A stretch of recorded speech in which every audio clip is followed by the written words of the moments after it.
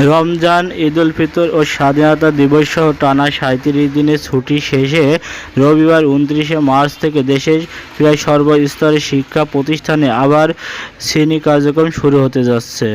এই দীর্ঘ ছুটির শিক্ষা ঘাটতি পূরণ করতে আগামী শনিবার থেকে ১০ শনিবার পর্যন্ত সরকারি প্রাথমিক বিদ্যালয় চালু থাকবে।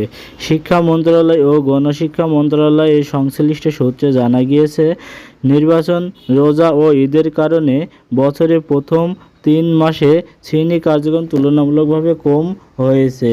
এতে শিক্ষার্থীদের মধ্যে শিক্ষা ঘাটতি তৈরি হয়েছে। এই ঘাটতি কাটিয়ে উঠতে ছুটির পর থেকে পুরোদমে ক্লাস নেওয়ার নির্দেশনা দেওয়া হয়েছে। এদিকে প্রাথমিক শিক্ষার্থীদের শিক্ষা ঘাটতি কমাতে নতুন সিদ্ধান্ত নিয়েছে সরকার।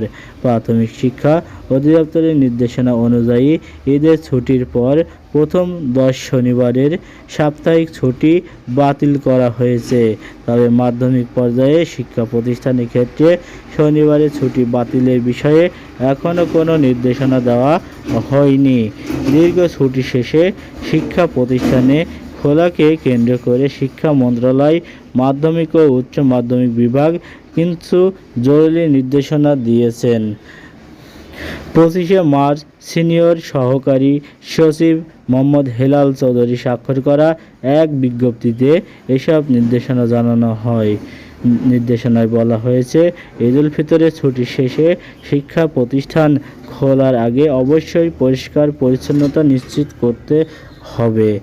পাশাপাশি প্রতি সপ্তাহে শিক্ষক ও শিক্ষার্থীদের অংশগ্রহণে পরিষ্কার পরিচ্ছন্নতা অভিযান পরিচালনা করার কথাও বলা হয়েছে। এছাড়া শিক্ষা প্রতিষ্ঠানে বৃক্ষরোপণ কর্মসূচি গ্রহণ এবং বাগান পরিচর্যা নিশ্চিত করতে হবে। শিক্ষার্থীদের পরিষ্কার পরিচ্ছন্নতা বিষয়ে উদ্বুদ্ধ করতে হবে। বিভিন্ন কার্যক্রম গ্রহণের নির্দেশনা দেওয়া হয়েছে উক্ত বিজ্ঞপ্তিতে। Mohammad Abu Saeed, AS20 TV.